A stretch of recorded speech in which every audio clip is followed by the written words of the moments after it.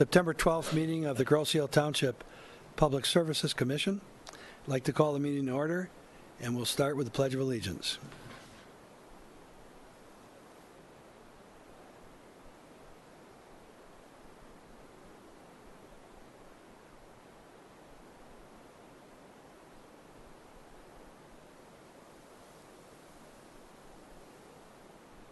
Thank you. Call the roll. Kennedy? Here. Schmidtke? Present. Riley is expected to arrive a few minutes. Cloutier? Budney? Present. Nas? We have a quorum. Entertain a motion to approve tonight's agenda. So moved. Second. Ordered that the agenda additions, deletions. None, all in favor, indicate by saying aye. Aye. Aye. We have the minutes of our August 8th meeting. I would move that the minutes of August 8th, 2017 be approved. Second. Ordered that the August 8th minutes be approved as distributed. Any corrections, changes? None, all in favor, indicate by saying aye. Aye. We have item number 6 is approval of bills, vouchers for August. You have a list, pages 6 through 12 of your packet. Are there any questions? I do have a couple of questions, Mr. Chairman. Both questions are on page 3 of 6. 3 of 6.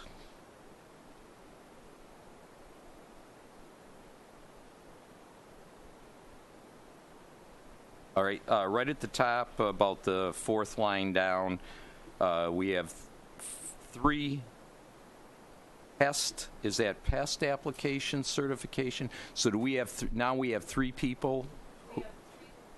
Tested. 2 have tested so far, 1 has not.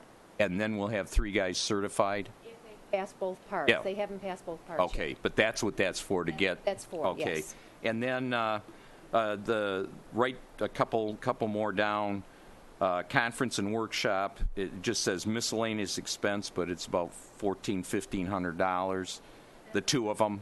Well, that's not just them, I don't think. John is attending.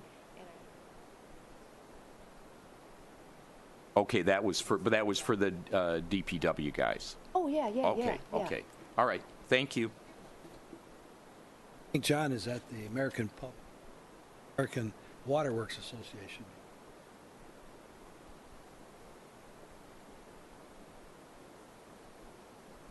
Part of the American Waterworks. Other questions?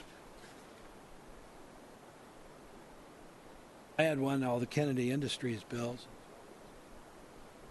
Purchase now spare pumps for the lift station.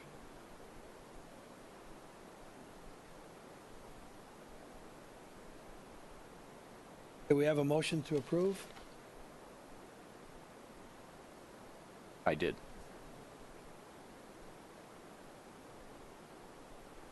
Any further comments or questions? If not, all in favor of approval indicate by saying aye. Aye. Aye. Next, we have a statement of our revenues and expenditures to date through the 5 months of the fiscal year. I looked at it. No questions, we'll just receive and file the report.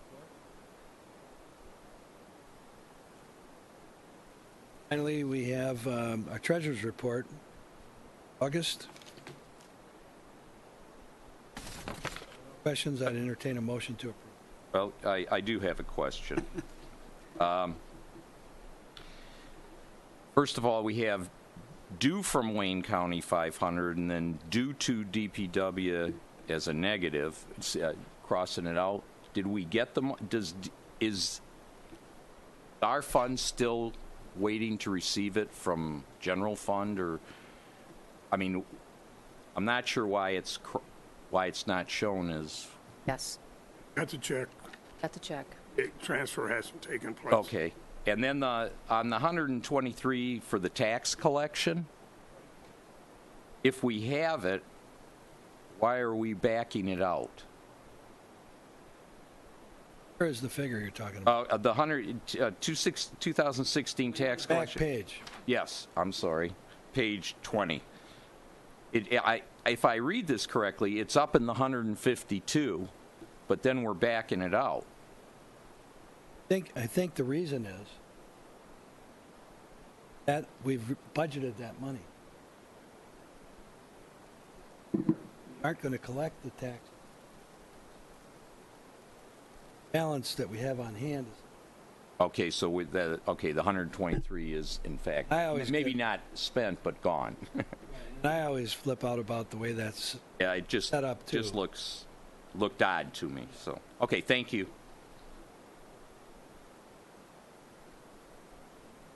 With that, I make a motion to approve the treasurer's report.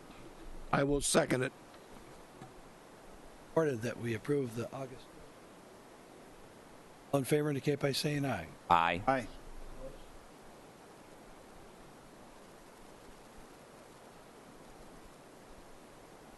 First item, there's no public here this evening to comment.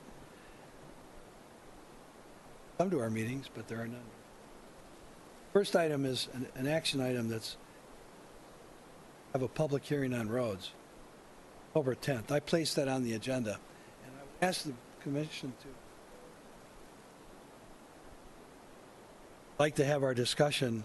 A lot of information. Our engineers are here to talk about roads, road improvement needs and cost estimates. I'd like to hold item number 1 till we have that discussion and then come back.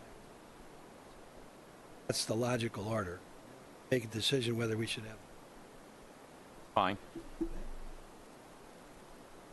Item number 2 is purchase of the new truck-mounted high-pressure sewer cleaning and TV inspection system. I'm sorry. 32.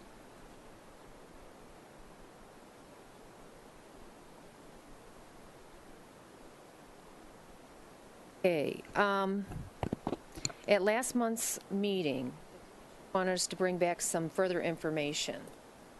John has an email chain, if you take a look at it, that went back and forth regarding the chassis, because we talked about leasing the chassis.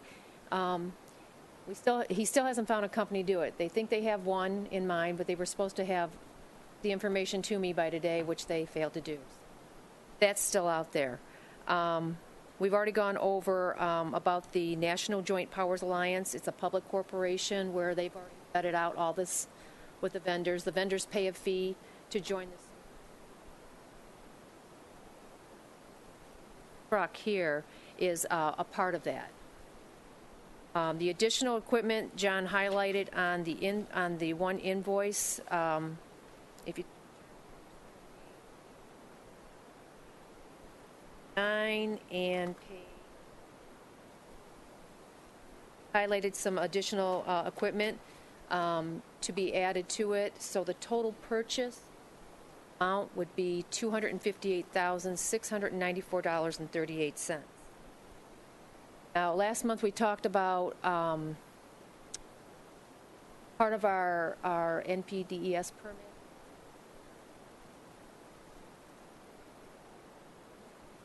Start this. So we have a map where we divided up the island into 5 segments. We talked about purchasing the additional equipment. We want manpower. Last month, we agreed to a time person and a part-time to be strictly on this project to get this thing off the ground. Brenda, I think what we agreed to is there would be somebody that would only be part-time, not necessarily a new part-time. Well, part-time Like is just part-time. taking one of the other guys working part-time on this. Right, yeah, but we'd have additional new person on staff, though. One additional And we'd new have our person. own part-time person on here, Right. whoever that is. Yeah, whoever that is. doesn't It could be matter. different. It could be a different yeah. part-time person for all I know. So we bringing it back to you to see if we're going to report on this to the board. Quick question. The third highlighted thing you have is cost of training, $2,800. On the list, it says $3,100. I saw that too. I think there's a discount built into that, because I questioned that. And John said he thought we were getting a discount on it. A discount on that? Yeah. Okay, so Yeah. 28 is a good figure? I would say it's a good figure, yes. Okay. Mr. Chair. Got a couple of questions. So, Hyle, would you mind come up to mic?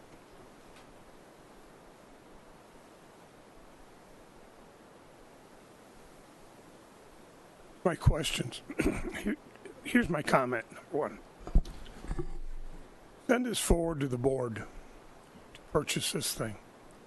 That means we're committing not only to the purchase of this truck, we're also committing to the purchase of additional. I don't know, done a study on the impact on the sewer rates or the water rates, making a purchase of this size and its consequences on those rates going forward. That's number one. Number two, the MDEQ is the one that's mandating these inspection standards. That's correct. We hired an attorney to kind of reel these clowns back in once before. And I don't have a problem with the MDEQ mandating what we put into the river based on our Clean Water Act. I have a real major problem of them telling us how we're going to maintain our system. I think that this is my personal opinion, that conversation needs to be had with the attorneys that we currently have involved to find out if, number one, they're in their bailiwick to tell us how to do that. Okay, that's my other concern. And my last concern is we're going to buy a Vector or a piece of cleaning equipment prior to us doing any televising. Now, we've had somebody come in and estimate doing all of this for us, right? Actually, we open bids. Yep. On the process, yes. But do we know that once we get, I think did we get the truck with the camera? I don't know. Yes. Actually, That yes. bid was successful. $20,000 That bid was successful. from Trenton, Yes, that yes. was- So, and these are just thoughts that are run through my mind because of the questions that are going to come before us at the board level. If we go through and televise, we can anticipate that we're not going to have to clean the entire sewer. Is that correct? If I understand your question is, if we televise, we may have to clean in order to get a good, clear picture of what's in the sewer. Sometimes sewers could be filled halfway to three-quarters of the way with sediments that And we cannot sometimes be they able to won't. assess them. Sometimes they won't. So it is the process is usually to clean, then televise after. That will give you a good indication to identify if you have any problems or to report what the condition of the sewer is. Okay. And this process now is being certified. Actually, the staff has to be certified in order to come up with a bona fide report that DEQ accepts. That's to answer that question.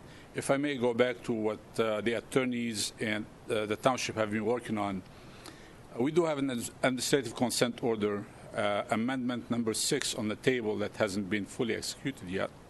However, one of the conditions of the ACO is, and the MPDS permit is to have an asset management plan.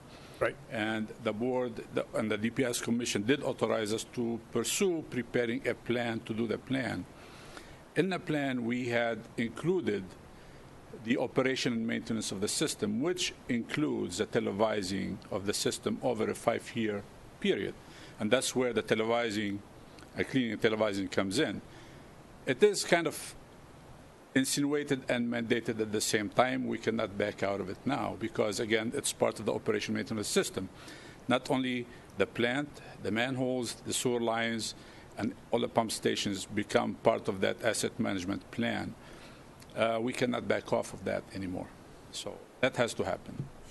Whether you go out for bids, which we already did, and we found out that the bids kind of were, one of them was non-responsive. The low bidder was non-responsive. He never came up to the table and gave us his credentials and his backup.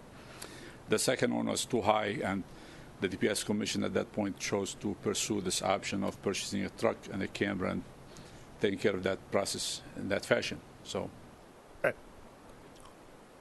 Those are the issues, and I'm extremely concerned before we send this forward to the board that we do have an impact study done on what it's going to do to the water rates of the township, water and sewer rates. Well, off the top of my head, let me try to reply. And I think they're good concerns, because when the matter goes back to the board, we would have to give them the full breadth of all the issues. If I recall, Ted, last October, I think, that we had to take bids on a 5-year program to sewer clean, and I go back 10 years or more with Barry and yourself, where the prior DPS director was hoping that. Yeah, that's the first issue. The second issue, Mr. Riley has arrived. The second issue, the last several years, we've budgeted $150,000 to do this. Took the bids last October or so, and that fell apart because the company was purchased by somebody else. Looked like we could get it accomplished at $150,000 a year. We then, that didn't materialize this winter. We took bids for the budget purposes this year. Bids came in much higher than the $150,000. $90,000, varied every year depending on the length of it. We have budgeted the $150,000. Began to discuss, I guess, about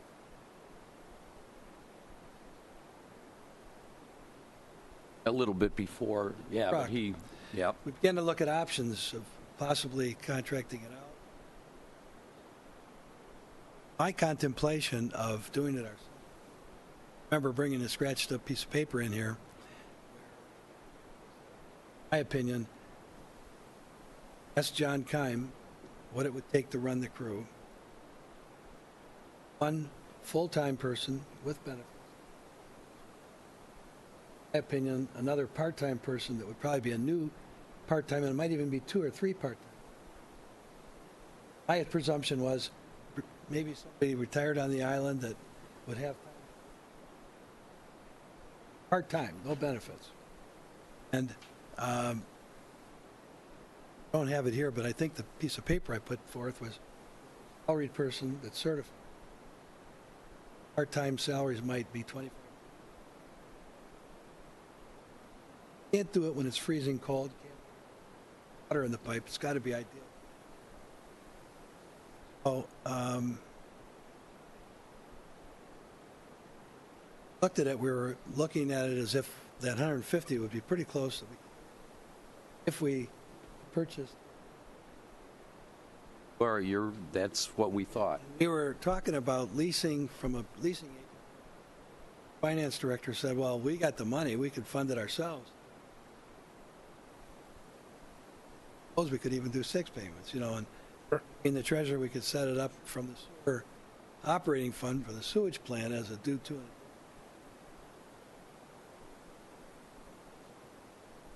I think that those things all have to be addressed to the township board.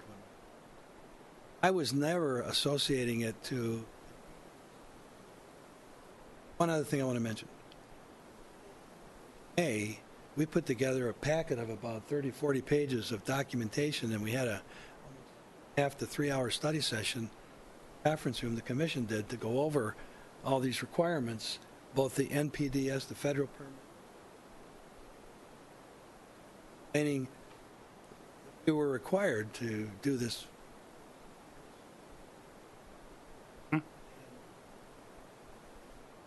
John Keim told us at the last meeting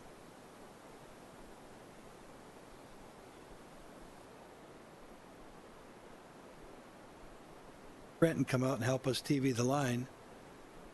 I recall he found an enormous intake of river water because the river's so high in pipes, and we were able trying to answer your questions as best as I can recall them. And I was going with one to find. I had never contemplated associating a fee increase with this program, because we had it in the budget. I'll just make one more comment and then I'm done. Been my experience over 30, 35 years, very optimistic, and that's okay. Optimism is, there's nothing wrong with that.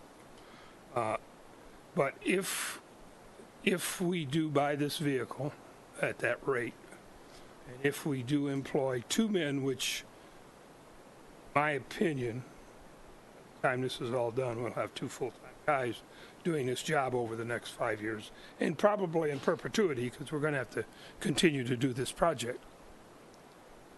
The impact on the water, or on the sewer rates, is going to be approximately $240,000 a year.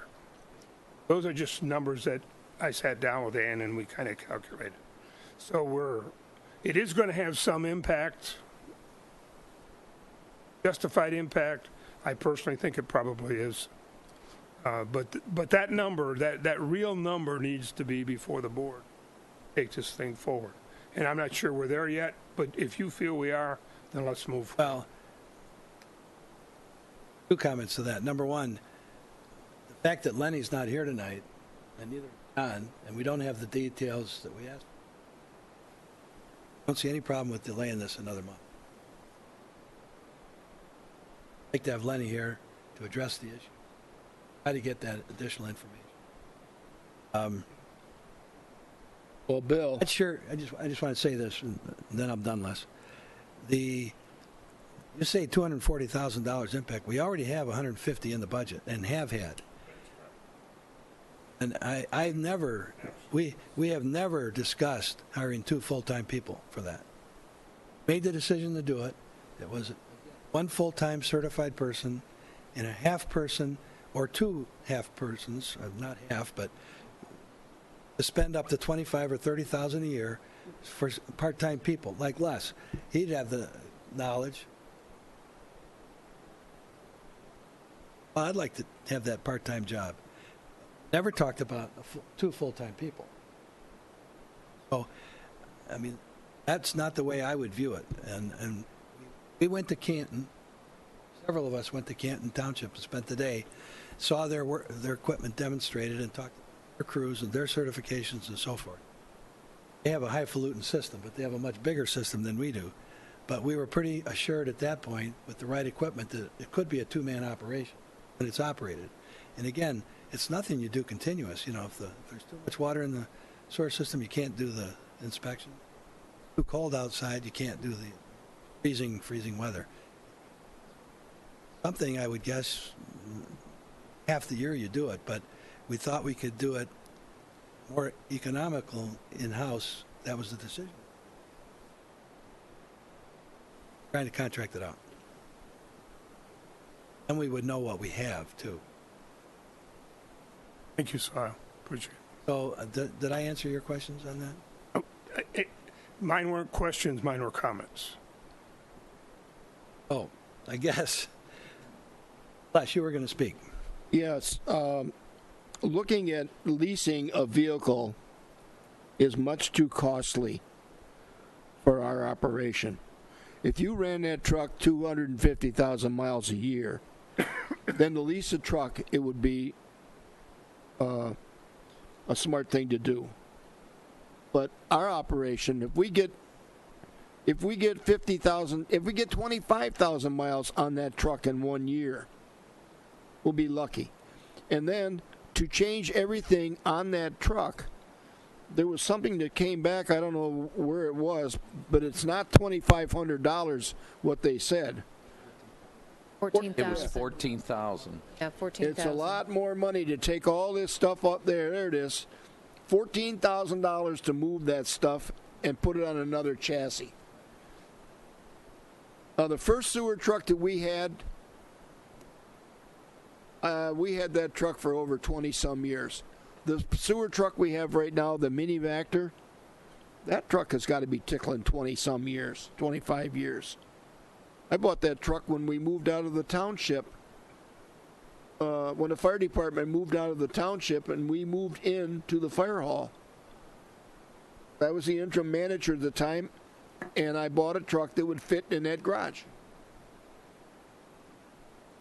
So, I talked to Jim Budney about this, talked to a couple other commissioners about this.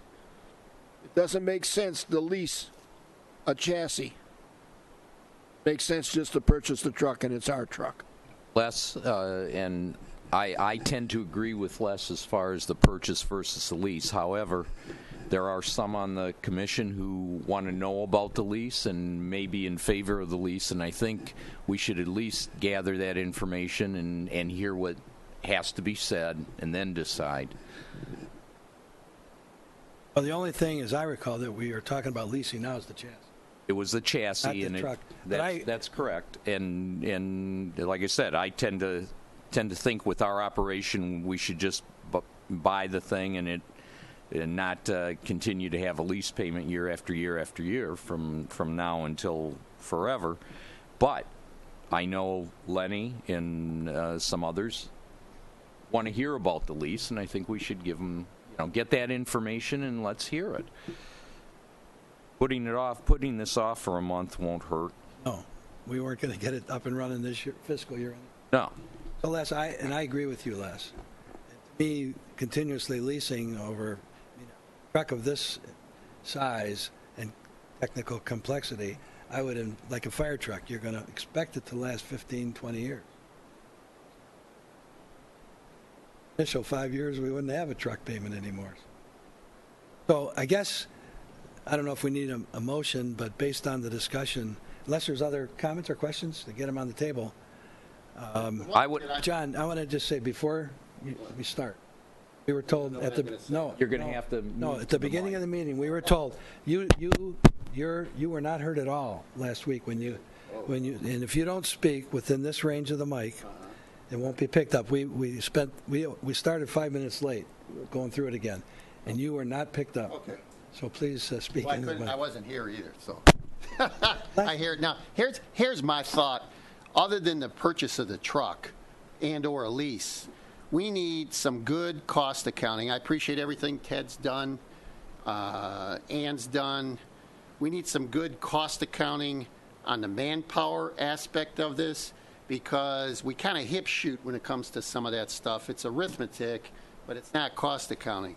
And so we need to get an adequate cost accounting study either from our own accountants that do our audits or some outfit that specializes in that, like Plant Moran. We used to have Plant Moran come in here, I think, and do some analysis on the water years ago. So we need an outfit that's going to come in and take a look at it and time study it as to how many hours, is it 2 half guys for 3 months or whatever it is, because what we're doing right now, we're hip shooting and we're using not cost accounting. So I'd rather see a better fine-tuned situation. And it might turn out, if it's fine-tuned, that maybe we need to outsource the whole thing. I mean, that's possible. But we don't have enough data to make an informed decision, diligence, in my estimation. Hear that? Okay. I'm sure you did. Okay, John. I don't personally. I mean, between our finance director and John Keim, they can come up with an estimate of hours for when the truck would be in operation. It's totally different. It's a totally different aspect. We're down here. The fellas that specialize in that stuff are up here, and it's much more than arithmetic, and it's much more than a hip shoot, because if we're talking that the stats are going to bear out $1 a year in employment costs, then we better think about what we're going to do here, because we have a burden on the taxpayers rested upon us by various situations. And I think we need to approach this as if we were in a business setting, because we'd be looking at either a profit motive or a loss motive. So I don't think that, with all due respect to the people here, they don't have the same machinery that a big outfit like Plant Moran would have in order to do an analysis. And they have a lot of material at their disposal, which we don't. So I think that's really important. John, You want us to go out and hire somebody and pay them to do an analysis. I think it's as simple as this. We hire a full-time person, they get certified, we know what that cost's going to be, and we set a dollar limit on the part-time. But I'd open it up for further comments from the board.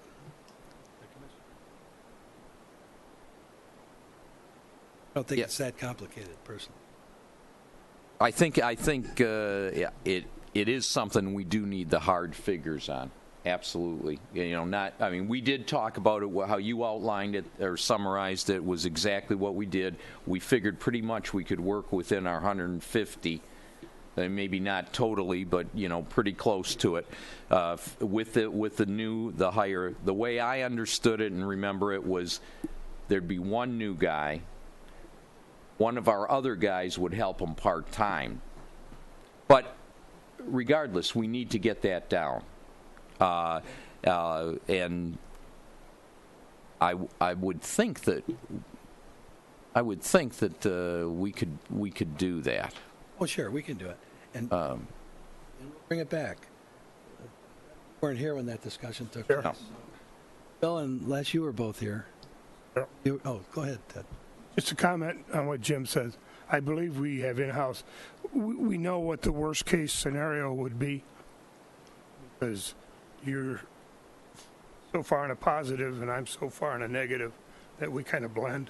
So we know what the worst-case scenario is going to be, and I'm sure we can come up with that number, That ought to be part of what we come back. and that ought to be enough to work with. Yep. And I would be, I can work with Ann and Lorinda and get something together. I just think we need to bring that, when we bring it to the board, we need to be pretty confident that we know what it's going to cost. Right. Bill, or Les, you have any comments on this? Well, the only comment I got is you got 3 guys that work in the field today. So you're going to hire another person and then another part-time person. When we made this decision, we were going to dedicate one person new to operate. If you're going to buy a $300,000 truck, you might as well keep it running. Right. Unless, as far as the part-time, like I said, it could be 2 or even 3 people that are both trained to assist because it's a labor-type function. Bill? I still think we need to know how many man days per mile it's going to take to do this system.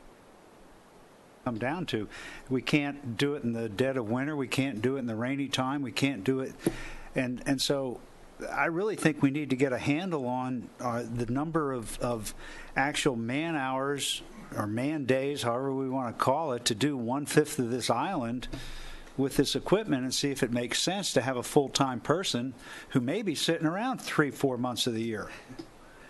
Or else find something else for him to do. The person, when we discussed it, the person would find other things to do, too. Well, then that could go into the budgeting situation if we have other things for that person to do. Well, for now, I think what we need to do, number one, I'd like to make a motion to table action item number 2. I will second that.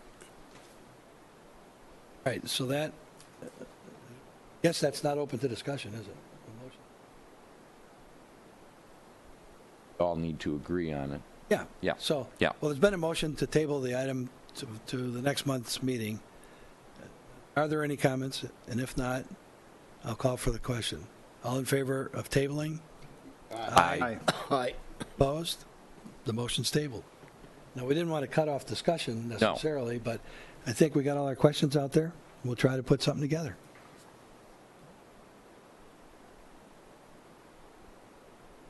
And I honestly thought that when we discussed this several months ago, that the presumption is that we had a budget concept laid out that we approved going forward. You know, Jim, we wanted to make sure it was properly. Right. Right. That was the idea of the new guy because you have to be certified to. Yeah, and we were not talking about ever, Ted, 2 people. So, Well, and we can 2 full-time. get the we never talked about that. That's for sure. Okay, moving on. Ember Court drainage. I became aware a couple days ago that the engineers done all the topographic analysis of the drainage area off Ember Court, which leads up to the south of it is Stout Street, near East River, and they have a couple of solutions for us to look at today. So I'd like Sohail, and this is Joe Desrati. Joe works with Sohail. This is hot off the press.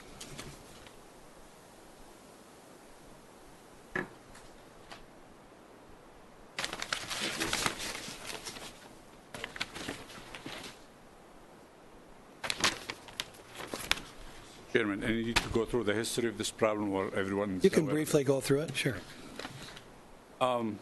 It has been brought to the township's attention that there's a drainage problem of Amber Court in the wooded area that is impacting the residents on Amber Court and some on Stout. The township DPS Commission authorized us to go ahead and proceed to perform a topographic survey and identify a couple solutions to this problem.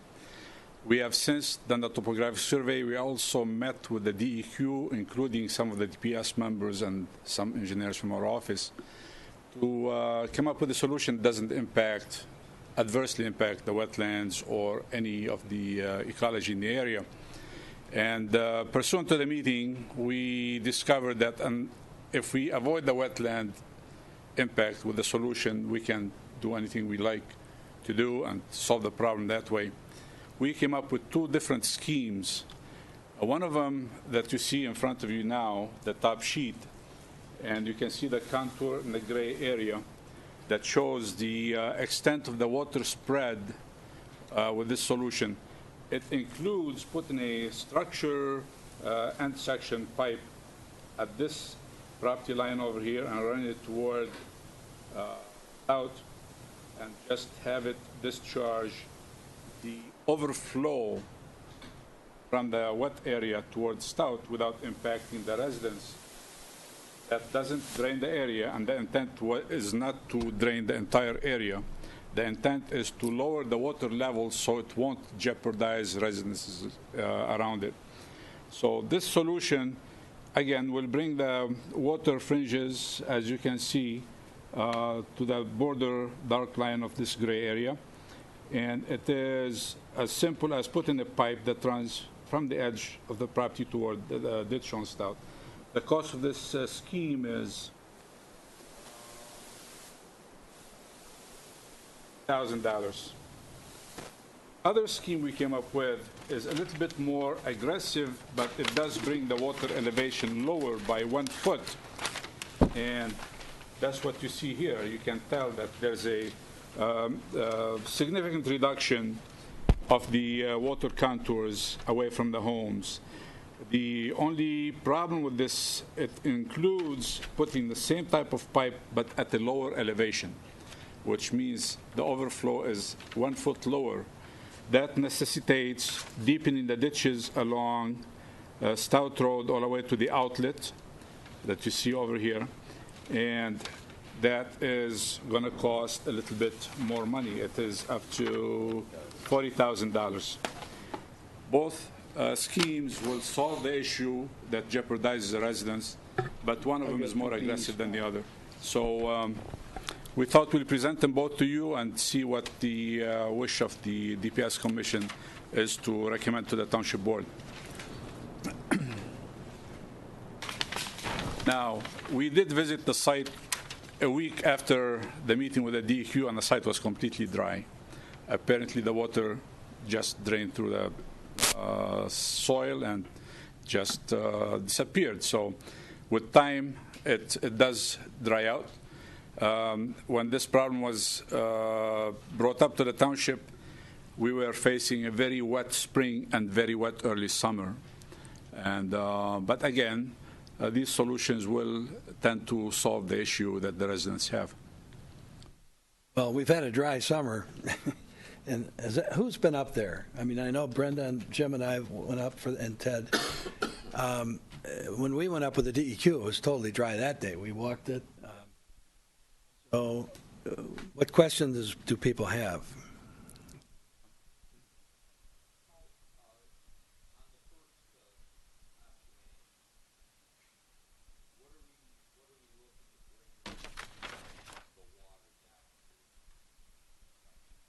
Look at the contours, and I don't know if.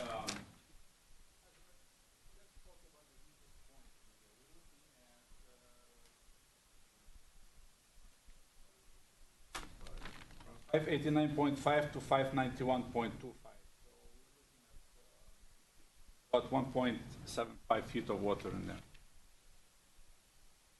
Now, is that at the highest point? That is the highest point, yes, because again, that's the elevation of the inverted pipe that's going to cause it to dissipate.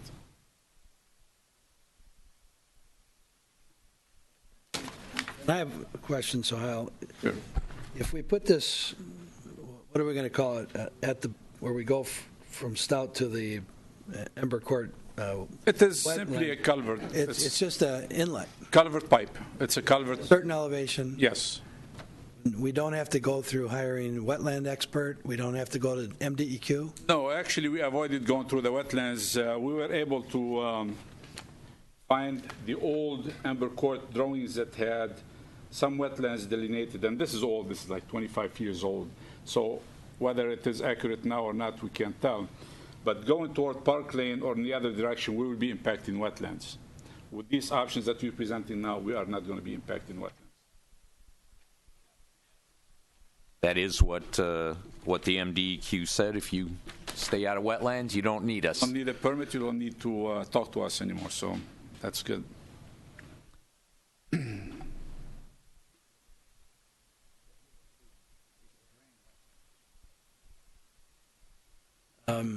I think option B, option B obviously looks nice. However, the fact is we got to keep in mind, I think, the fact that it's not something that sits there all year round or all summer or anything. It is this pretty much the spring and when the rains come, and so bringing it down where it doesn't impact, I think, would be and not only less expensive but would do the trick. That's correct. Lesser cost, of course. And if you may. Yes, Joe just mentioned that both options will require an easement from the resident that you see at what's it? 8148.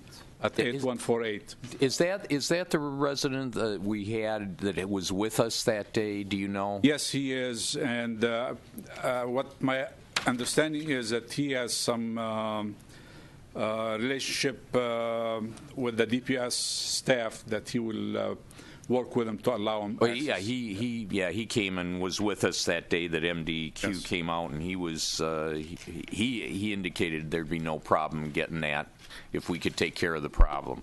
I think the process is very minimal. It's not that intrusive. Pretty it's a matter straightforward. of just digging a trench and laying the pipe in there, covering it, and restoring the area. It may require a county permit because we are interfering with the county ditch on Stout, and we don't foresee that to be an issue. So, if we did option 2, the more expensive one, then you got to get a permit from the county. We will definitely have to get a permit from the county because we are interfering with the ditch grades and connecting to one of their outlets. But if we do option 1 or the $16,000 option, do we have to go to the county? The option 1, we just have to notify them what we're doing, and hopefully they'll waive the permit process. In option 1, we're not touching that. We're not changing the ditches, correct? That's correct. We're just using the same ditch profile that's out there. And I don't know if Joe can answer this or yourself, but are the ditches there adequate to take this high runoff? I mean, it's going to accumulate over a short period of time, continuously drain, so maybe it won't be a problem. Talk into the mic. Minimum slope we're proposing, I don't think should be any problem. We're using only 6 inch with the minimum slope, so the drainage will be at the minimum coming to the ditches, so I don't see any impact.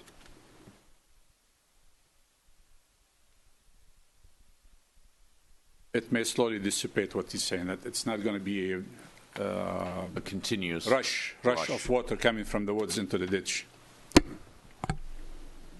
Well, I think here we are, it's September. in order to give some people relief, just throw this out, I guess what I'm thinking is if we did the $16,000 venture, it'd be nice if we got it done before the ground freezes, so that it would be in place for the people. And in order to do that, I guess we would have to solicit, I guess my thinking is with this amount of money, could we solicit 3 bids from people without going through a lengthy sealed bids? We'll get sealed bids, but could you put something together and get it on the street? So Sure, it would be what we call an RFP process, simplified bidding. I'm thinking for our October meeting, if we had prices in hand, Yes. eventually it's got to go to the township board. If we got 3 bids from contractors for this work and got the permission or construction easement, let's call it, from this gentleman, well, it'd be a permanent easement, wouldn't it? Because we're going to It put has to pipe be in. permanent easement because, again, we need to keep this pipe in place in Permanent perpetuity. easement and a construction easement, I guess, but chance we could bid it so that it could be installed before mid-December? It is pushing it to get proposals before your October's meeting. But again, we can put it out there very quickly within a week because it's an RFP process. It's simply a request for quotations on this option. So it's a matter of putting 3 pages requesting quotations on the scope, and we'll try to get 3 of them. They'll be sealed, of course, delivered to the clerk's office.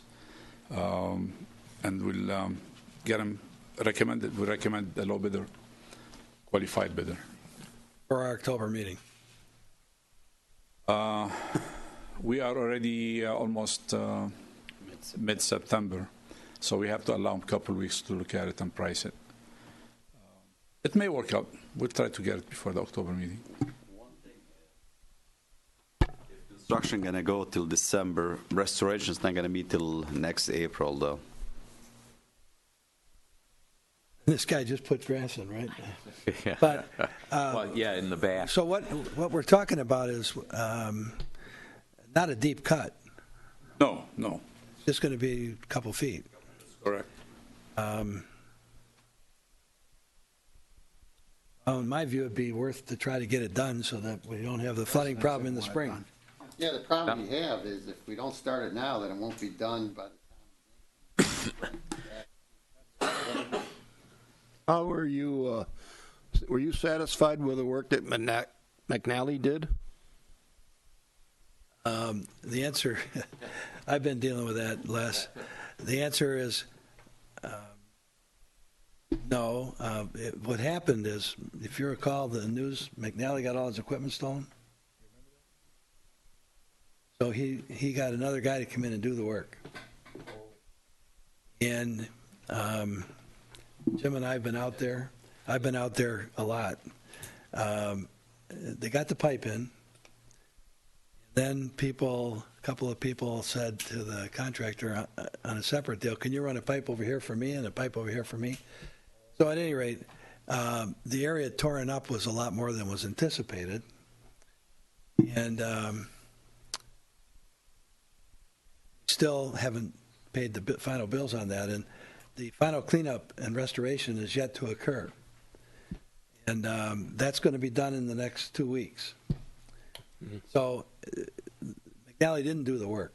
He's going to do the cleanup and the final restoration. I mean, it's graded, they seeded it, and of course we had no rain for a month. So I suppose we could take a bid from McNally just like we could a couple other local contractors. If that's what you were going.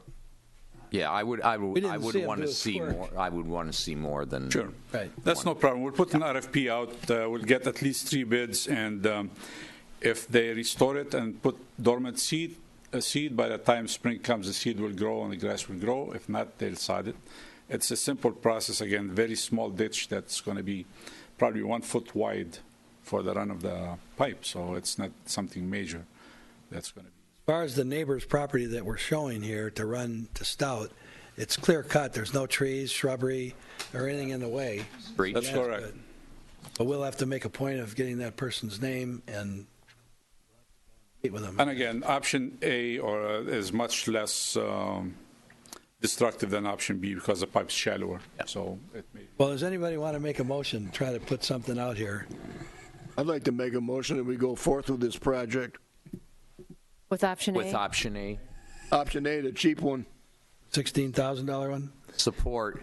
And to complete the motion, can I suggest, Les, that we would ask that it be bid out so that bids could be brought back to our October 10th meeting? Yeah, I just said that. Okay. Okay. All right, and try to at least get 3 bids and Get proposals. it moving. Thank you. Okay, we want to vote on it? So, any further discussion? All in favor on the motion, indicate by saying aye. Aye. Aye. We have a plan on Ember Court drainage. I think we have the manager's reports. Lorinda?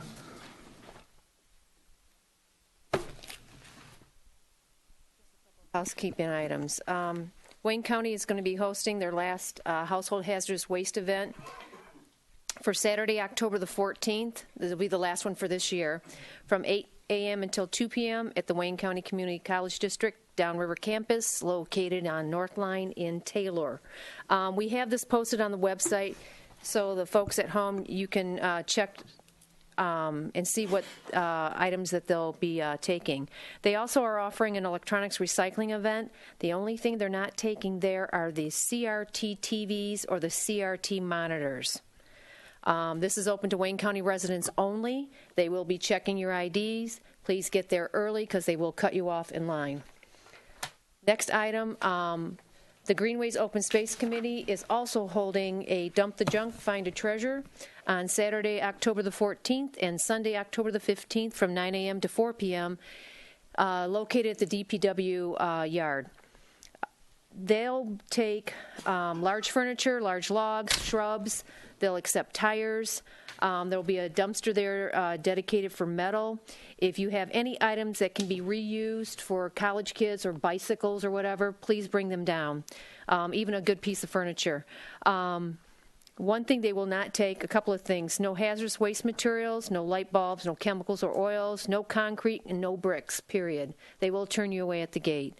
They'll be available there Saturday and Sunday, October 14th and 15th from 9 a.m. until 4 p.m. And that's only open for the residents of the island. Next item I have is that we're going to be beginning our fall water main flushing and fire hydrant inspection program. It'll begin the week of September the 18th. We will try to limit it to the hours of 8:30 in the morning to 4 p.m. We ask that residents refrain from washing light clothing because when we flush the mains, we bring up all the sediment and it'll stain light clothing. The program is necessary to ensure the delivery of high-quality water and also to check for the proper fire hydrant operation. That program will last about 7 to 8 weeks. Next item is a sludge hauling update, and Joe will provide that.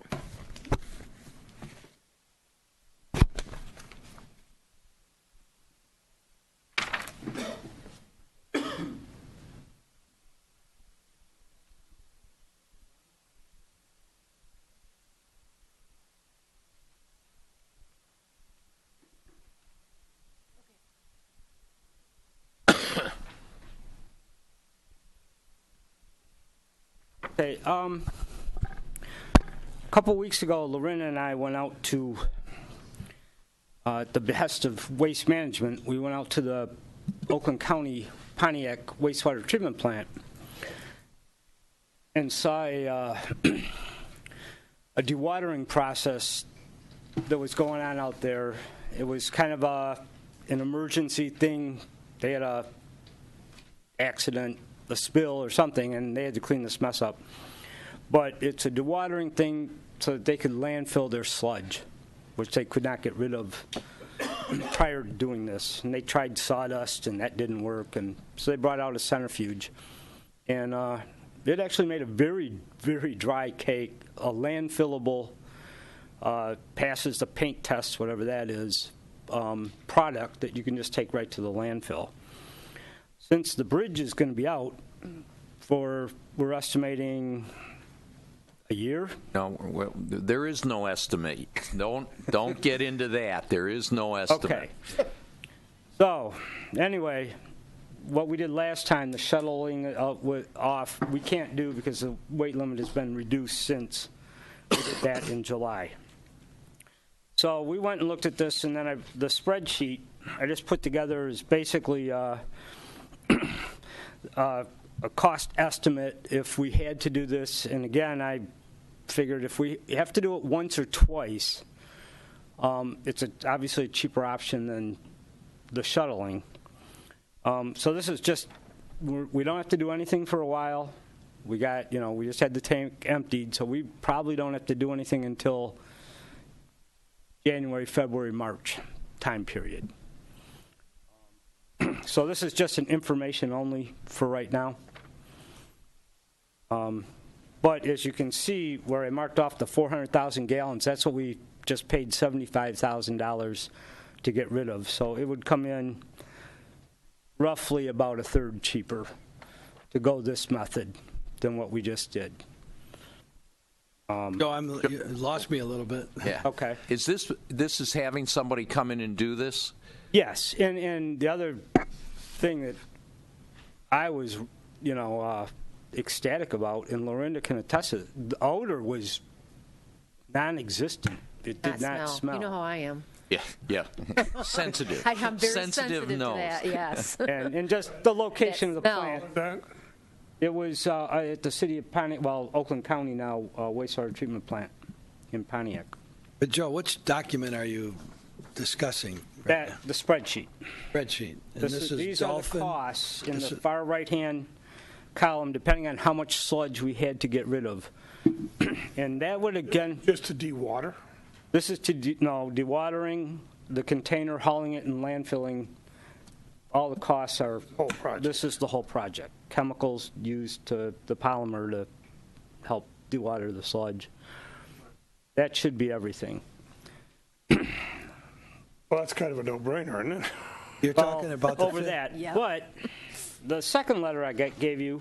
But Joe, Okay. Is the figure you're looking at, you said 400,000 gallons, the 53,000? Right, yeah. If you look... Yeah. Compared to the gallons over in the far left after days, the second column is number of gallons processed. Yeah. So I just throw the arrow in there just in between those two numbers that came up. So somewhere between 53 and 57. Yeah. And the whole first thing is there's a 2-week minimum mobilization where you're going to have these guys, you're going to pay for 2 weeks. So that's why it starts at 10 days. And that's how many gallons we estimate we could process in 10 days.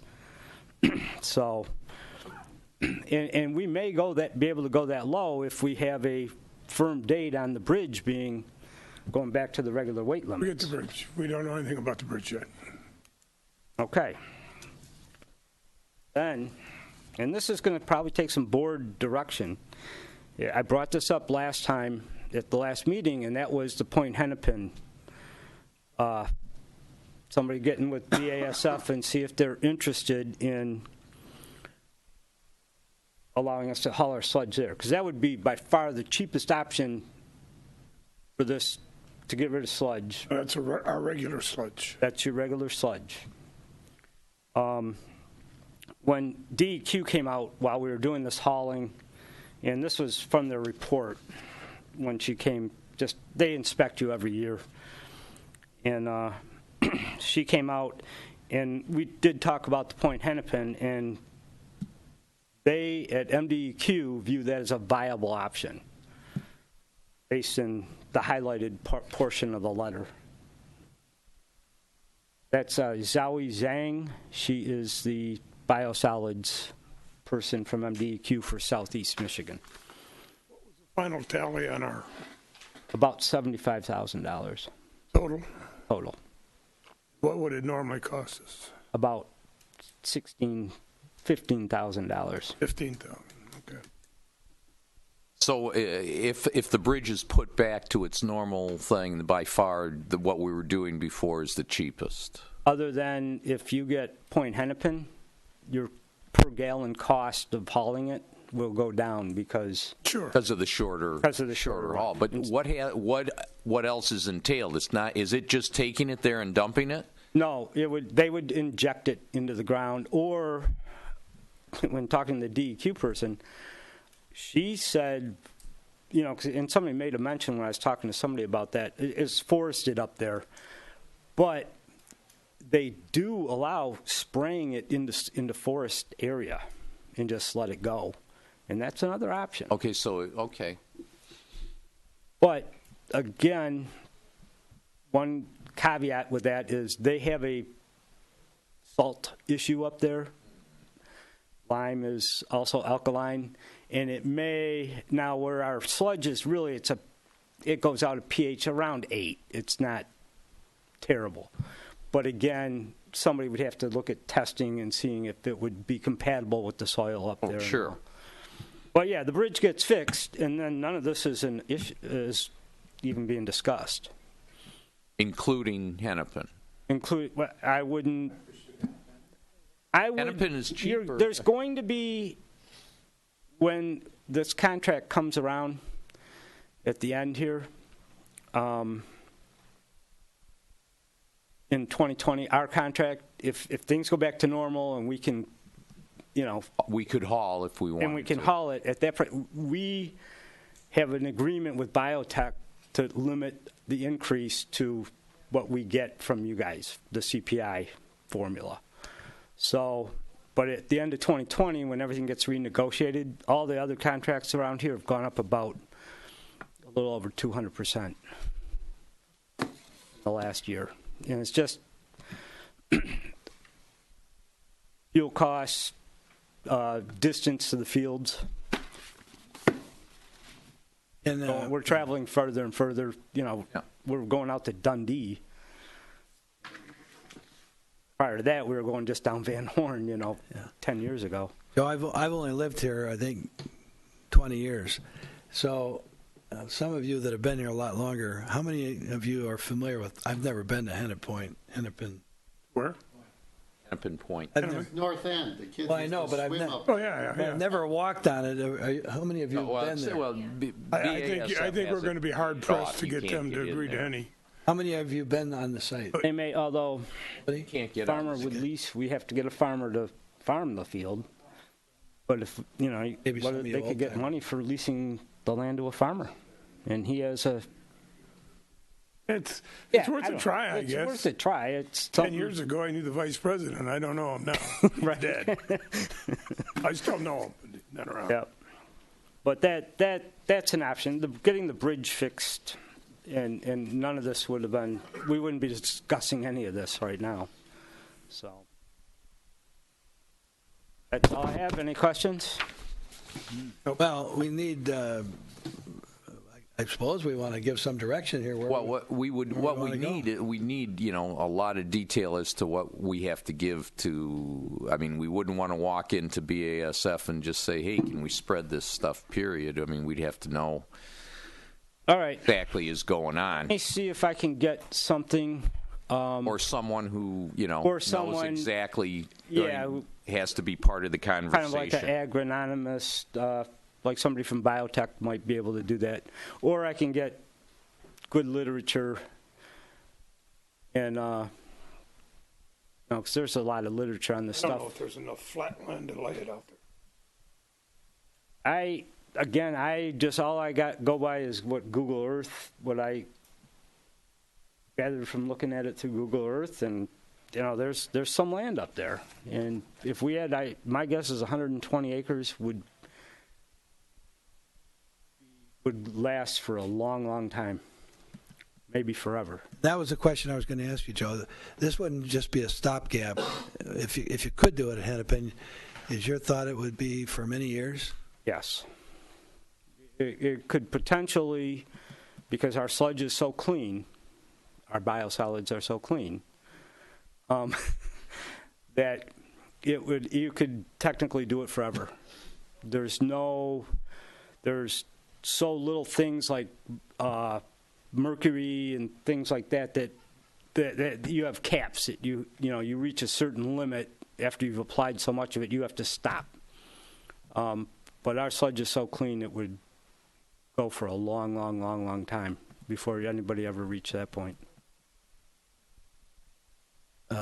So that we give some direction to this, should motion be appropriate to ask the township manager to contact BASF and initiate some discussion?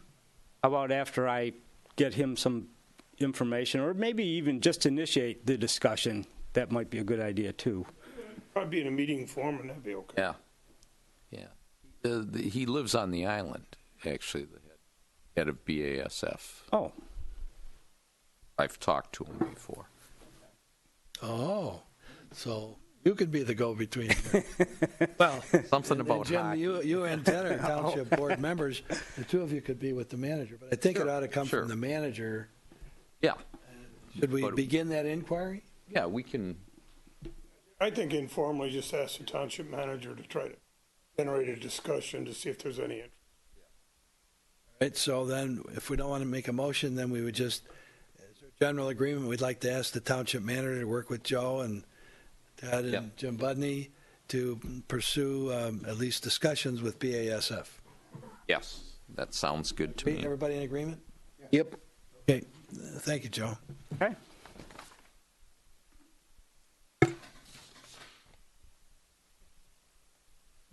What's next? Okay, next item is discussion of road improvement needs and cost estimates. I would like to invite our engineers back up to the podium. And you have a map you can put out, and each of you, your last page in your packet is a map. You probably want to open it.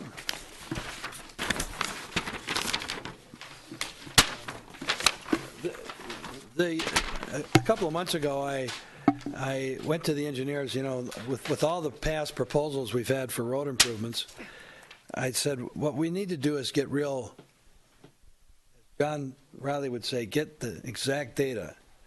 What are we going to do on each road segment? And let's measure the costs and not just approximate costs. So the engineers went out and measured every segment of road, the width, the pavement depth, what the fix would be, should be, and even talked to contractors about projected costs for, I think, the year 2019. So what we've done is prepared cost estimates, so we know what we're talking about a little bit better. And ask them to refine it. So I'll turn it over to you, Sohail, and to Joe. Thank you, Mr. Chairman. As you mentioned, we did drive these roads and we identified the bad areas, and we kind of put them in some form of a priority numbering system. What we are proposing is something that the county would do whenever they're short on funds that they cannot afford complete reconstruction of a project. They will do what in general called shave and pave project, but what we call it is rotomilling. Shave and pave? Yes. That's a common name for it, but all it is rotomilling 4 inches of the current bituminous surface and repairing the base and putting back 4-inch overlay to kind of give it to a sort of a good drivable surface. I don't know how many of you will drive Southfield Road. They just finished a similar project between 4th Street and I-75. It's a process where they just hire a contractor and they'll come in, rotomill the pavement, find out where the cracked, deteriorated areas are, cut them out, repair them, come back and overlay the surface. This is what we put together as far as estimates for cost purposes. And as you see in front of you on the plans, you have the areas highlighted in red, and they are numbered as segments. For example, segment 1 is Meridian Road from Horse Mill to Grossier Parkway. And that is in a dire need of repair. So we looked at that, again, for rotomilling the 4 inches, doing base repairs, recapping it with 4 inches, and undertaking all of the striping and, of course, traffic control during the process of construction. So segment 1, again, is Meridian Road. Segment 2, we moved to East River Road between Horse Mill and Ferry Road. Segment 3 is East River between Macomb Street and Manchester. Segment 4 is Church Road. Now, when you get to segment 4, Church Road, we looked at it both ways. We looked at it as just repairing the existing width of the pavement using the rotomilling and capping. And we looked at another option of widening the road by 2 feet. The widening is going to happen in between the Thoroughfare Canal and East River Road, and it's going to meander. We cannot just pick a side, say, we're going to widen the north side, we're going to widen the south side. It is all dependent on where the ditches are located, how deep they are, how much it's going to cost to just widen in that particular area.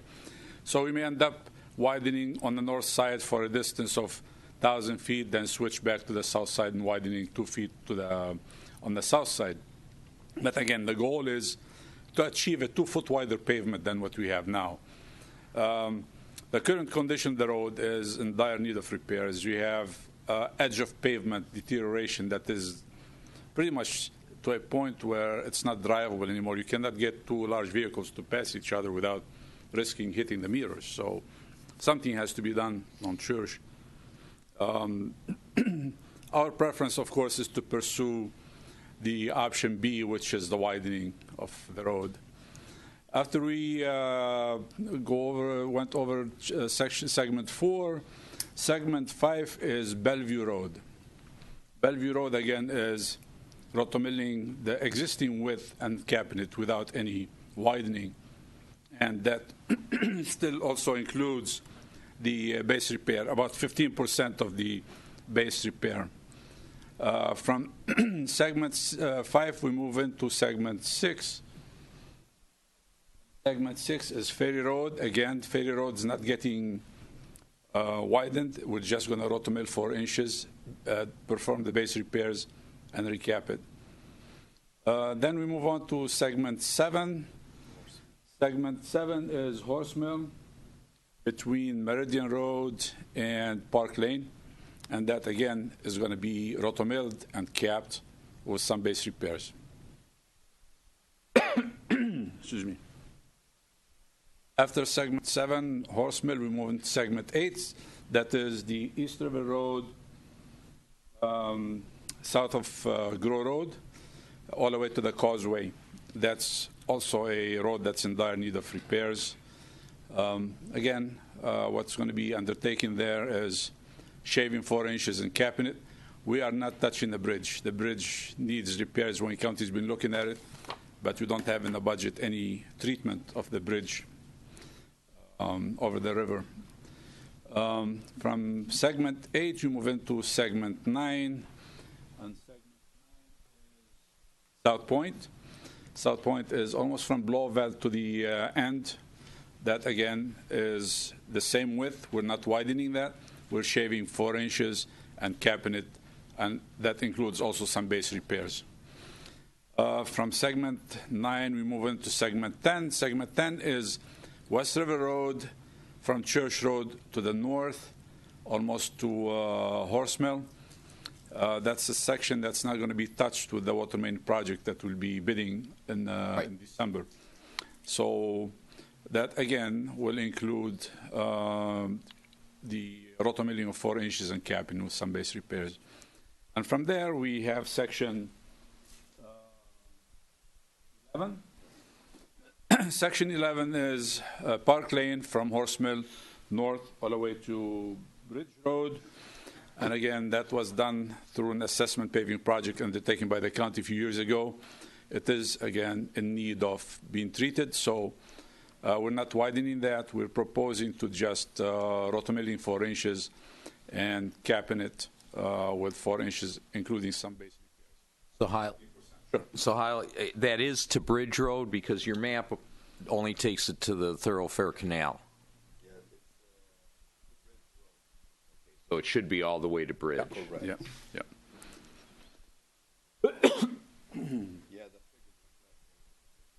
Again, these treatments are, of course, something that's commonly done by the county, and they should be acceptable to them.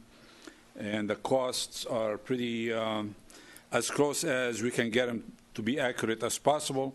That's after discussion of some contractors that do this day in, day out, and they've been doing lots of county roads in similar fashion. So kind of projected their cost onto these quantities and roads to come up with an estimate for something that's done in 2019. It's not 2017 or 18 prices, 2019 prices.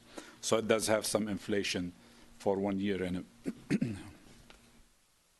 So on the cover page, you have a listing of all of these segments as they're numbered and as we went through them with the estimated amount of construction associated with them.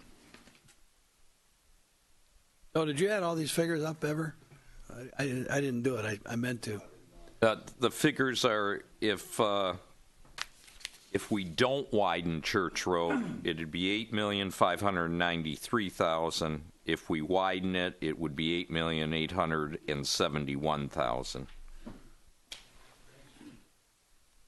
Welcome, Bill. So, I asked the engineers to come up with this so we have something to chew on. I guess the first question I have is, are there any road sections that you all think are missing? I mean, at some point, if we were to do a plan, we'd have to put them in priority, but off the top of your head, do you see any, Phil? Well, I've always felt that a lot of the problems that we have with our roads are basically just at the intersections. And I would like to see us consider doing some of the intersections there, like on South Point onto Swan Drive. They did that intersection a couple years ago. Mm-hmm. And then now down on Swan Drive, going to Swan Island Drive, that's all torn up. And what I'm seeing is that I would like to see us look at some of the other areas where if just doing an intersection on some of these roads might alleviate having to do the whole road, because consider looking at some of that. Sure. I know they did that out on... One you mentioned again, South? Well, let's see, it's Swan Drive and Swan Island Drive. And they did the intersection at South Point and Swan Drive a couple years ago. I think Wayne County did that one. Yes. But then further down where it goes on to Swan Island Drive, every time these trucks and that make these turns, they just tear up the whole intersection. The roads going to it and the roads going from it are in pretty good shape, but at the intersections, they're just all torn up. I'm sure there's a lot of other places on the island that are very similar. Kennedy, that process, the township had an agreement with the Wayne County a few years ago to do a lot more intersections than that, whereby that township paid the cost, the county did the work. Program through the roads division when they had some forces in wherever. That's long gone, of course. Long gone. Again, it'll be ideal if you can strike another similar deal now for the road reconstruction that way. Right. You'll avoid all kind of contracting and bidding. And they do it to their spec, and usually sometimes they rotomill more than the 4 inches you desire. They do 5-6 inches. But I don't think they have the forces to do it anymore, and that's why we kind of prepared this, assuming that this project will be sent out for proposals, will be bid competitively and undertaken in that fashion. So, but I appreciate that you mentioned the intersections. That's something we'll look at again with our field staff and identify some others. Thank you. Rest.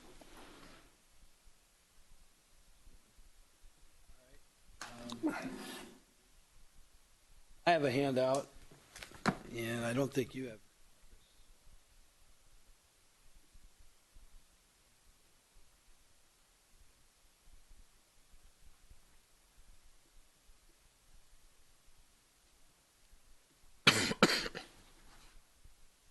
Oh, and this is for you and so.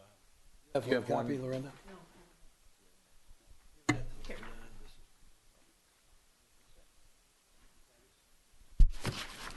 I like to play with these figures, so before we make a decision to have a public hearing, I had a couple comments.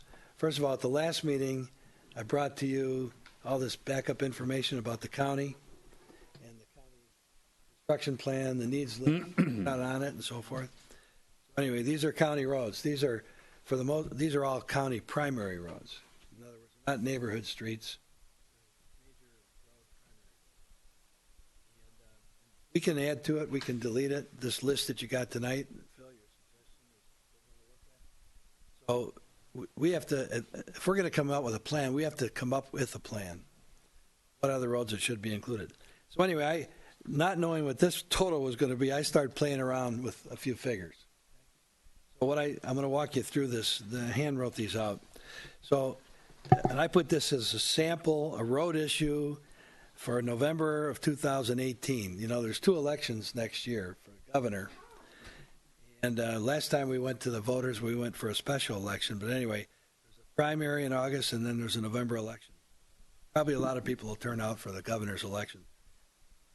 So the idea here was to, I just played with this. What if we were to request 1 mil for 12 years? Remember the comments before, what we asked for before was too expensive, 20 years, too long. And I said, well, all right. At first I did it for 10 years and realized it wasn't very much money. So I said I did it for 12 years. It would raise $7,200,000. So one option, if that were approved, you could go, option 1 is pay as you go. In other words, we could take on these road segments and we'd raise $600,000 a year. That's what a mill brings in right now. Mill brings in $600,000 now. A little shy of that, but very close. And so that means by the year 2028, if that were approved, we'd have a good number of these roads built by the year 2028.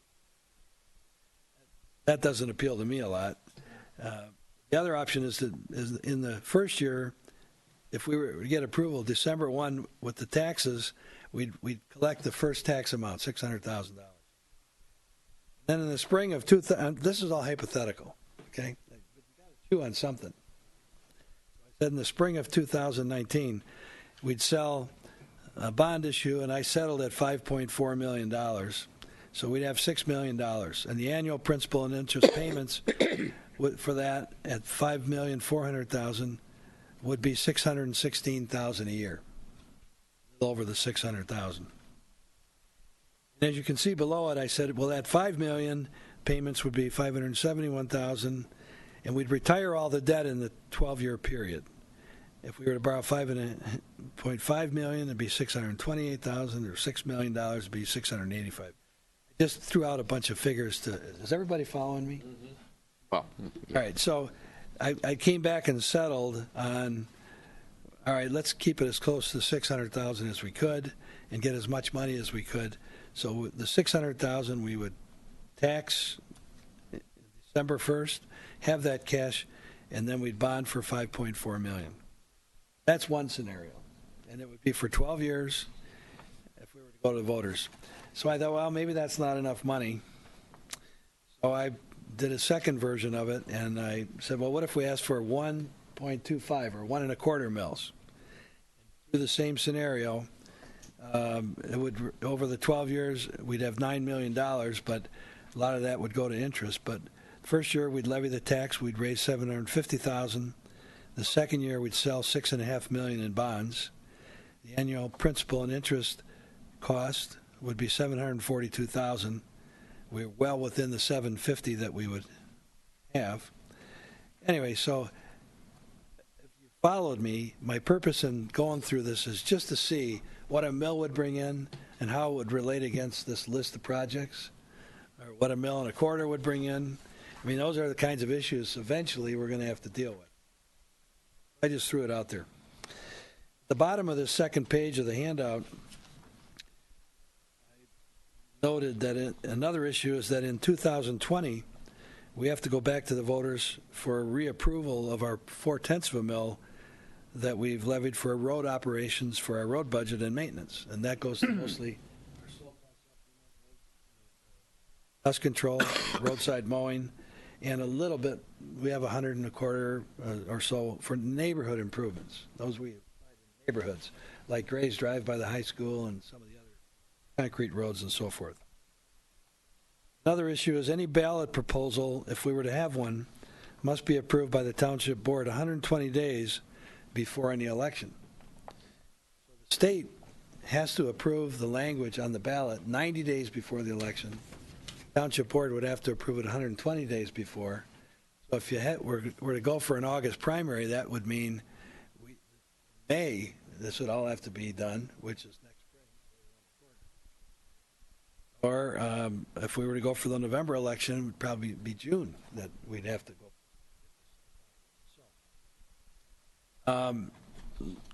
We would have, if last memo that I provided you all said that, and I verified this with the township board, they generally look to the DPS Commission to come up with, if anybody does it.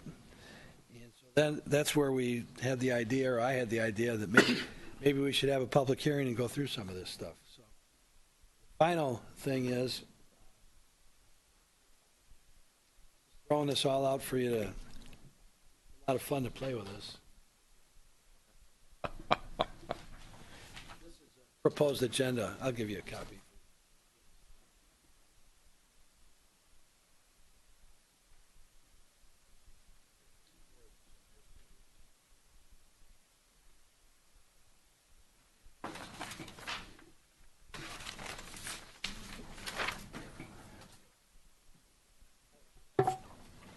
I was just playing with the agenda. So if we were to have a public hearing, how would we run it, and what would the agenda look like? So I just scratched something out. I mean, we can change all this. So the first item, we'd welcome everybody, do the Pledge of Allegiance. That would be the beginning of our meeting, actually, if we have it next week or next month at our 10th meeting, October 10th meeting. The second item, I would like to see us do and I can do it, a brief background on Michigan road funding. And I'm talking about just a few minutes to say all the gas tax and registration fees collected by the state get redistributed to cities and county road commissions. Townships get none. Explain that quickly. Then make a couple brief comments about Wayne County roads, their needs list, and tell people that the needs list is on file at the DPS desk for anybody to go look at. I gave you, that it would be at the DPS desk.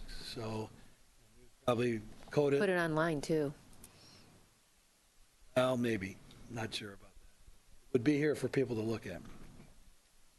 Then the fourth item would be the Gross Seal recent road proposals. You know, I pulled the information out 4 years ago what we did and failed, and 2 years ago what we did and failed. I think we ought to at least tell people what we asked for and advertise the documents that we distributed and say we failed by this many votes or that many votes.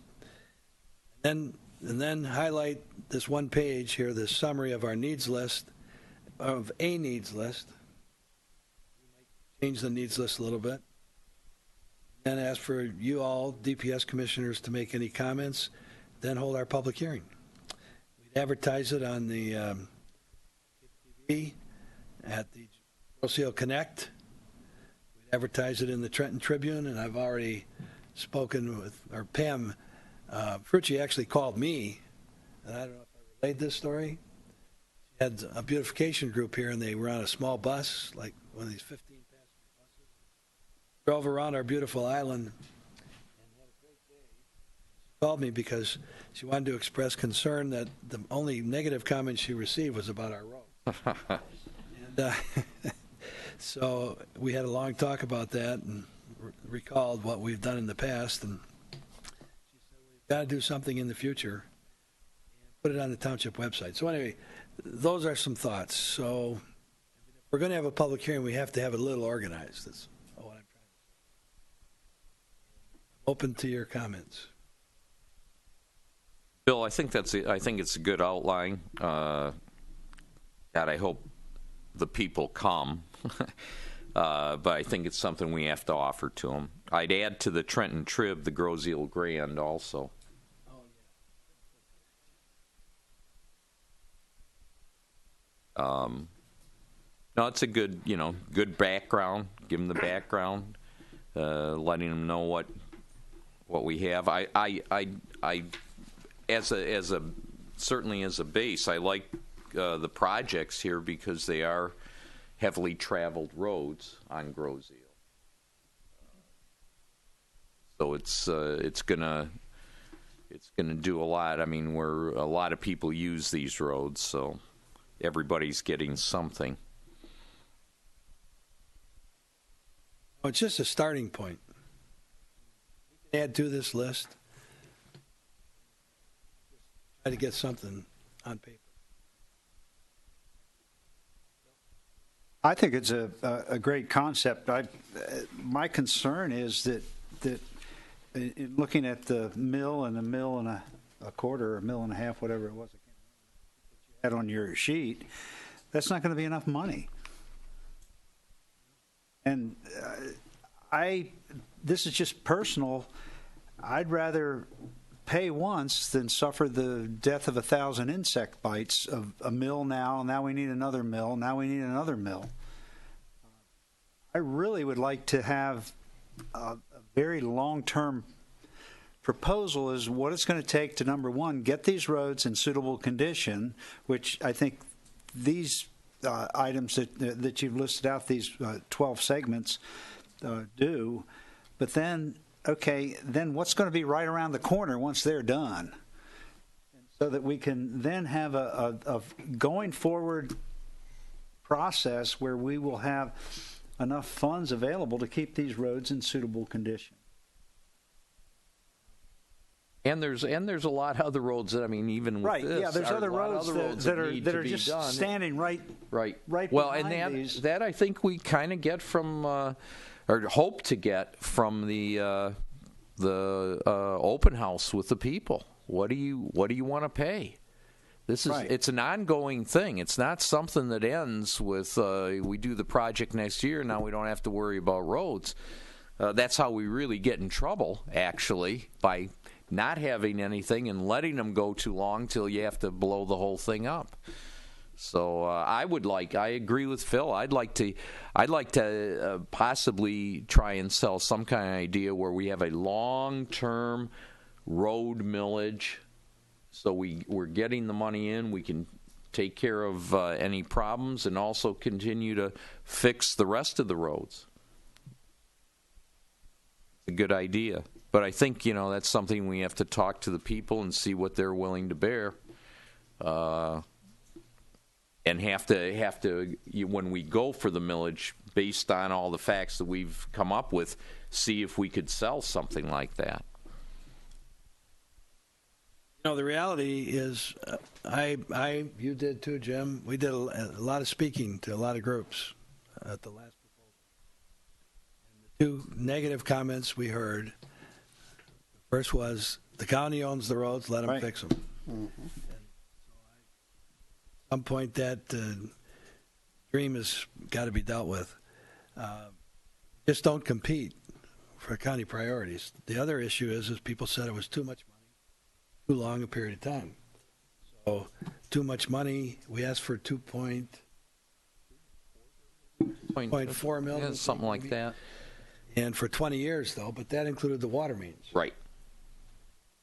So if you're looking at a mill and a quarter or mill and a half for a longer period of time, something like that could work. I mean, it's something that we need to, when we have that, is discuss with them and see what their reaction is. One of the other things I've thought of is we all know that beginning January, the gas tax went up 6 cents. I think next year or 2 years from now, it's going to go up another 6 cents. We all know that money. There were supposed to be registration fee increases. There were substantial revenue increases to MDOT, to the cities, and to the road commissions, the county road commissions. As far as long term with those rate increases, the legislature was supposed to pump $600 million a year, beginning I think in 2019 into the road dollars. I don't know that that'll ever happen. That was a quick fix, I guess, maybe not a fix, but a way to just get beyond the road funding issue. But there is new revenue, and so one of the thoughts is, I know most of that's going to go into maintenance.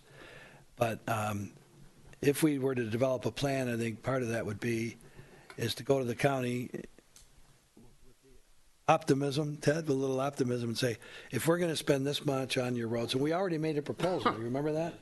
A cost-sharing proposal, and we never received a response from it. Correct. But at least say, is there a possibility that we could get some participation on your part, equivalent of 10%, or ask for 20% of whatever we're going to do here on your roads? Even if they go after federal money, they still have to pay the 20%. Maybe we ought to ask for 20%. Now, whether we get it or not, I don't know. But if we could, then we could do all these roads. But I hear what you're saying, and all those comments are right. I guess we have to think about these things and come up with a plan that will be acceptable to the voters. Nobody wants to pay more taxes. We certainly have gotten a lot more complaints about roads this year than have in a long time. I really can't go to Kroger's without somebody wanting to stop me. The milk I buy is going to go sour while I'm talking to people. Your ice cream melts. Right over to Gibraltar Kroger. They don't know us over there. Yeah. At any rate, so these are the cost estimates. I appreciate you getting these together. I think they're realistic. And I want to say to the commissioners, anything you want to add to this or detract, eventually we'd have to develop a priority. Is our .4 up on 2020? I don't know whether it's up in 2019. I got to go back and check. But it was a 10-year deal approved in 2010. 2010. So, that's something, Ted, we have to take into consideration with this. My only thought is perhaps something to consider is, but I don't know if there's enough funds left in it, would be to commit remaining funds to a project. To one of these? Yeah, and then go out and bond that, finish that project, and then go out to the people in 18 and say, this is what you can have. It'd have to be a fairly substantial project. I'm not sure there's enough money in there to do No, it. and that money raised about $221,000 last year, I think. And, about almost 100 of that's tied up with the snow priority, the roadside maintenance, and dust control. We'd have to go to the DPS Commission, see if they could rearrange some of those programs. Well, that leaves us about 100 a quarter or so, 140,000 a year for. I understand. Yeah. Just a thought. Yeah, we definitely, you're right. You got to do something. We're kind of dancing around something that both of you fellows had said. So people don't want to pay more. They do not want to pay more taxes. There's some millages that are going to expire.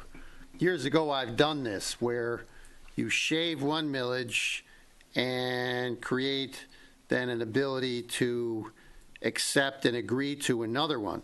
So a perfect balance would be the wisdom of Solomon, where you, for instance, on pay-as-you-go, you shave a mill, township board's got to do that, and then you go ahead and apply a voter-approved 1 mill, so the net effect is it's a win-win for them. There may be some room in those budgets that we don't see, and that's an ideal way to sell a project, because I've done that.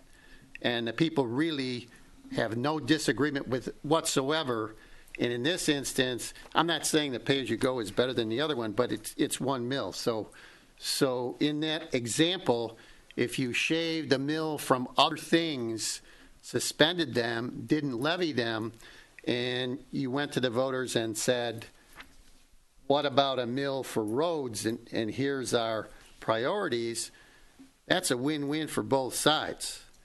The other thing that you said, which is a little bit different, and that is, if you establish an ability to complete comprehensively a workable, viable plan with a proven conclusion and success, then the people feel a lot better about more millage or more projects. And that's anywhere. That's not Grosse Ile, that's anywhere.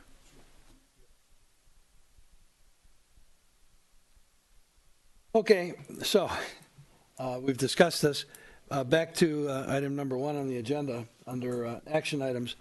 I'll entertain a motion. If you want to have a public hearing, we'll try to venture into it and see how it works out. I would make the motion to try to have the public hearing for our October 10th meeting. Their support. It's been moved and supported. We have a public hearing on roads it'd be essentially the beginning of our next DPS Commission meeting, and we'll make a presentation at that point and invite the public to speak and advertise it. Any further discussion? None?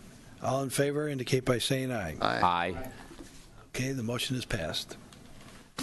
Thank you very much. Okay. Chairman's talked enough. I don't have any other comments about anything. We'll go around the room. Ted? Nothing. Les? I saw something today that was very interesting. Up on Eureka Road in Southgate, they are slip lining the water mains like they do the sewers. I stopped and watched them do some of it, and the guy was explaining to me what they do is they go through the water main, and where the water service is at, they stick a cork in it, and then they slip line the water main, and then they go back with a machine and they grind that cork out, and that's where the service is. So it's really very interesting. The other thing, last week I was walking my dog, and lo and behold, I get down to the corner of Dallas and Gross Eel Parkway. I saw something there I haven't seen in a very long time. It was a red fox. Oh. So the fox are back. I don't know if the coyotes are going to eat the fox, but he kind of sat there and looked at me, and he took off running to the northeast, four black feet and a nice big tail, and I don't know if there's any more over here or anybody else has seen them. But I was quite shocked to see that. I take it there used to be fox on the island, a lot of them. A lot of them. Yeah. We've seen them down on our end. Is that it, Les? That's it for me. Phil? I just have a question, maybe, and the public, I'm sure, would be interested. Has the county decided that they are participating in doing one half of West River Road? Has that been decided yet? They said they would, yes. They've said they would. Yes. And they've told Sohail, and I don't know if you have any new information on that, but like the county, they told us 3 months ago that they were going to prepare a local government agreement for their participation, and today we haven't received anything. Sohail? That's correct. I followed up with the department today, and I haven't received an answer yet. I left 2 messages for them. My understanding is they're checking with the corporate department to make sure that they are proceeding with the IGA, but I haven't received any concrete evidence that that's been taking place yet. So They haven't turned you down yet. as far as I know, they haven't turned us down, but again, we haven't seen anything either. So That's all I have. I'll stay in touch with them to see what's going on. Thank you. It's a relevant question because it's September, and our plan was to advertise the project for bidding in December and accept the bids in like the end of January, so that at our February meeting we could look at awarding a contract, and it would include that resurfacing work. So we need to continue to pursue it, and we are. It's a good question. We'll get an answer eventually, and I relay that to Mr. Kostick, and he'll let you know. So Thank you. thank you. That's all I have. John? I don't have anything further. Thank you. Brenda? I have no comment. Jim Buddy? Nothing at all. Staff? Lorinda? Nope, nothing else. Anybody in the audience? Okay. With that, I'll entertain a motion to adjourn. I make a motion. We adjourn the meeting. Support. All in favor indicate by saying aye. Aye. Thank you.